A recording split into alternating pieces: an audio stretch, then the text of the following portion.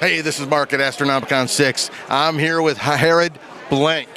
Tell me, how did you get started doing horror movies and the Killer Clown series? Funny thing is, I just showed up to be an extra. I was going to be in a crowd scene, so I went to audition. I had a really wild art car, this thing. That was my car. I showed up, and they said, hey, you look like you're pretty big. You could probably handle a costume. Could you try wearing the clown outfit? And I said, sure. So I did a scene, and then they said, ask that clown to stay after. And I stayed after, and they say, hey, can you do a couple rehearsals with us? Walk across the stage, go kill that guy. I said, no problem. Okay, pretend you're drunk and go across the room. And I did these things, and they said, are you busy the next 2 weeks? I said, no. They said, can you play a clown every day for the next 2 weeks? I said, sure. And that was it. And that was, whatever it was, 1987. And I just got out of college. I was on the basketball team, so I was in really good shape. And then 30 years later, or 37 years later, here we are, and I'm signing autographs for something that I just showed up to be in. And it's amazing. It's a blessed life, man. This is a trip. This is a real trip.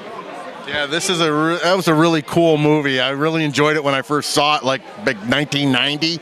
You know, Yeah. But I always wondered, like, what was it like being in those costumes for all that extended amount of time? Was it exhausting? It was very hot, sweaty, claustrophobic. They actually glue the back of the mask. They would glue this shut with airplane glue, and there's no getting out. I mean, the way to get out, they had to use a razor blade and cut the seam at the end of the shoot. So, you know, you had to really be zen about it and just not care and just go with the flow.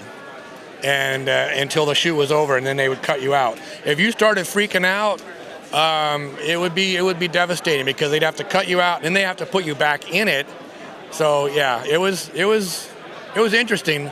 I actually probably would be more nervous about it now than I was then, because I was young and eager and didn't care. But now, if I probably just doing the photo shoot today is, you know, after about 20 minutes, I start to have trouble breathing. So what was your impression when you first saw the movie? I thought it was unbelievable. I was like, wow. You know, actually, I knew it was going to be a good movie, because when we were doing the scenes, I was like, these guys are so creative, and the sets were amazing. It was very low budget, but very, very highly executed. And I just thought, man, there's no way this thing can fail. It's too weird, it's too cool, and it's too creative to not make it. And then, you know, now that it's blown up, it kind of makes sense. Do you ever keep in contact with the other actors who played the other clowns? Oh yeah, we're like a little family now. We actually go around to conventions all over the country with the Kyoto brothers, and we do these conventions, and we go out to dinner together, and we get to know each other over the years, and it's pretty cool. I just hope they do Killer Clowns 2, and I hope that Mike and I can be part of it, because this is just a dream come true. I'm surprised it hasn't happened yet. I mean, that's been over 30 years. Yeah, that's what happens when you sign away your intellectual property when you're young and dumb, and you don't think about the future like that. I know they had to make the deal, but that's what hurt them, is the MGM had the rights, and they wouldn't let them do it again unless they paid a huge licensing fee. No, do you dress up in the costume anymore? Yeah, we're going to wear a costume in 10 minutes. In fact, if you follow us around, we're actually going to walk the convention floor pretty soon in costume, and then we do the photo shoot. So what have you been doing since Killer Clowns? Since Killer Clowns, I'm building this crazy museum in Douglas, Arizona, which is Art Car World. And the same car that I had at my audition for Killer Clowns, I still have it. It's in this museum. The weirdest thing is that when I showed up in the movie, later in the movie, there is an art car. And I was like, no way. You know, back in 1987, there weren't that many art cars, but they had an art car in the movie.